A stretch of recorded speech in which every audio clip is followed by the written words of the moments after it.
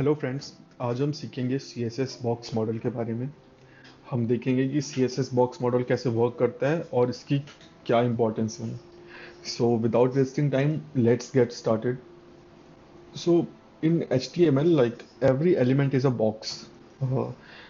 अगर हम बात करें कि हम एक बॉक्स कैसे क्रिएट कर सकते हैं HTML में, तो जितने भी टैग्स होते हैं वो अपने आप में एक बॉक्स होते हैं। और बॉक्स मॉडल की ज़रूरत इसलिए है कि हम कुछ सर्टेन प्रॉपर्टीज़ का यूज़ करके अपने वेब पेज का एक लेआउट कंट्रोल कर सकते हैं। अगर और सरल भाषा में देखें तो लाइक जितने भी टैग्स हमारे वेब पेज में यूज़ होते हैं वो आपस में कैसे इंटरेक्ट करें, उनके बीच की डिस्टेंस, ये सारी चीज़ें हम बॉक्स मॉडल से कंट्रोल करते हैं। सो एक बॉक्स बनाते हैं। ये मैंने एक सिंपल एक प्लेन डिव बना दिया। ये एक बॉक्स है, लेकिन ये अगर मैं इसे सेव करूंगा, वैसे तो ये यहाँ बन चुका है HTML वेब पेज में, लेकिन ये हमें दिखेगा नहीं जब तक हम कुछ CSS प्रॉपर्टीज़ ने अप्लाई करें। तो चलिए कुछ हम CSS प्रॉपर्टीज़ अप्लाई करते हैं। मैं इसे हाइट दे देता हूँ, विड्थ दे देता हूँ और एक बैकग्राउंड कलर दे देता हूँ जिससे ये हमें दिख जाए। और ये हमें दिख गया। तो ये एक बॉक्स है। इसी तरह मैं एक स्पैन को भी बॉक्स बना सकता हूँ। इसे मैं कॉपी पेस्ट कर लेता हूँ। Let's reuse it. स्पैन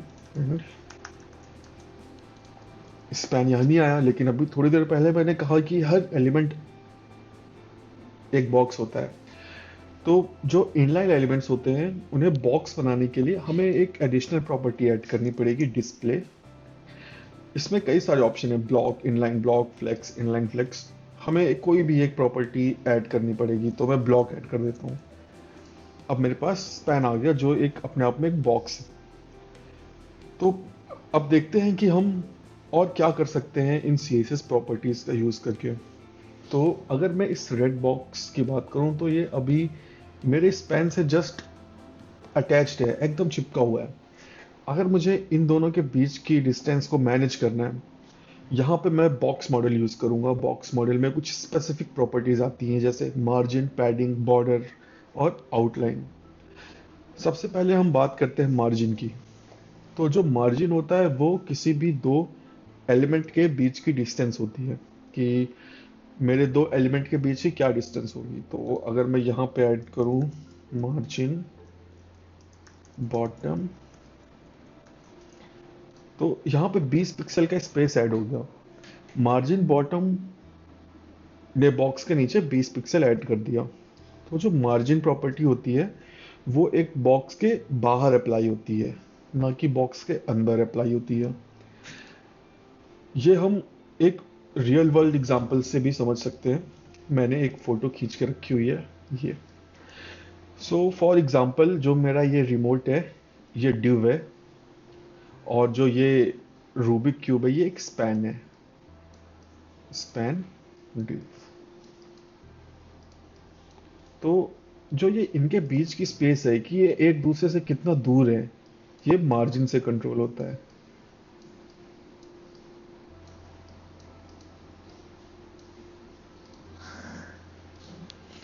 और एक और प्रॉपर्टी है पैडिंग। पैडिंग हमें बताती है कि एक बॉक्स में जो कंटेंट है वो कितनी दूर से शुरू हो। तो हम देखते हैं कि जो प्लास्टिक की बॉडी है ये पूरा एक बॉक्स है, लेकिन इसमें जो कंटेंट है वो थोड़ा दूर से शुरू हो रहा है। तो ये जो पार्ट है ये पैडिंग कहलाता है।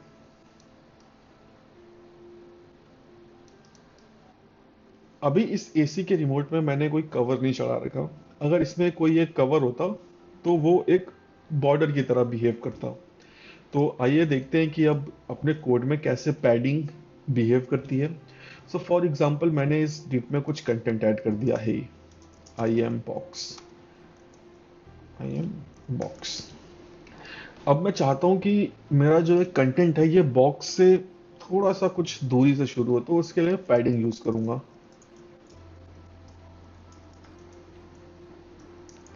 अब ये जो मैं पैडिंग एक सिंगल वर्ड यूज कर रहा हूँ और एक सिंगल वैल्यू दे रहा हूँ, तो ये चारों तरफ अप्लाई होती है बॉक्स के, ना कि किसी एक साइड में।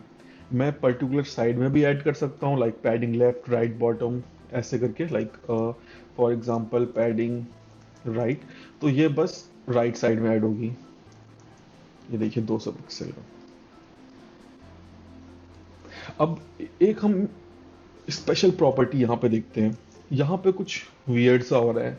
जो मैंने बॉक्स बनाया है वो है 100 हाइट और 100 विड्थ का, लेकिन अगर मैं यहाँ पे देखूँ तो ये बन रहा है 120 का।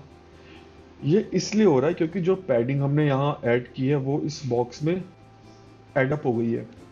अगर हम चाहते हैं कि हमारा ये बॉक्स एग्जैक्टली इसी हाइट और विड्थ का बने, तो हमें एडिशनल प्रॉपर्टी यहाँ ऐड करनी पड़ेगी, जो है बॉक्स साइजिंग, और यहाँ पे हमें डालना पड़ेगा बॉर्डर बॉक्स। अब मेरा जो डिव बनेगा वो 100 बाई 100 का बनेगा। तो ये था पैडिंग। अब देखते हैं बॉर्डर।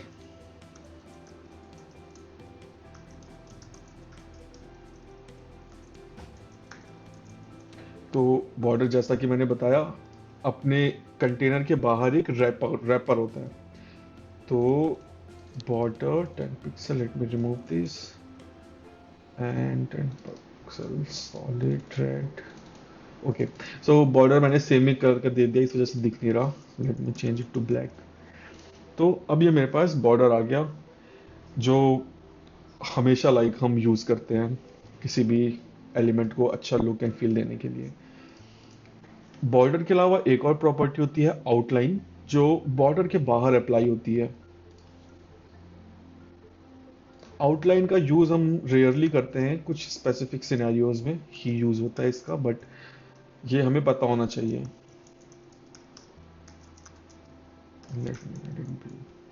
तो ये आ गई मेरी आउटलाइन।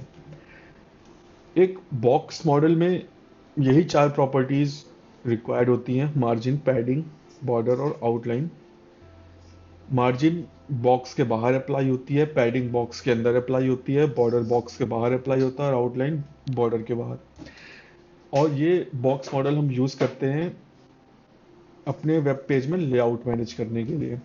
अगर हम किसी भी एलिमेंट का बॉक्स मॉडल चेक करना चाहते हैं, तो वो हम क्रोम में इंस्पेक्ट करके, एलिमेंट को सेलेक्ट करके, स्टाइल टैब को सेलेक्ट करके, एकदम बॉटम में स्क्रॉल करके बॉक्स मॉडल देख सकते हैं।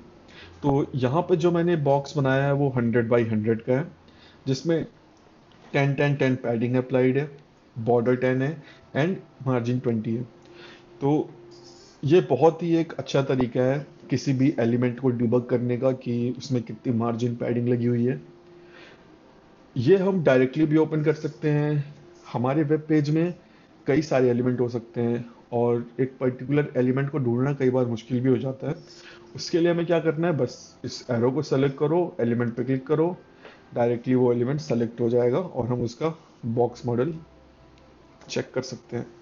सो लेट मी इन कमेंट्स अगर कोई क्वेश्चन है आपको बॉक्स मॉडल से रिलेटेड।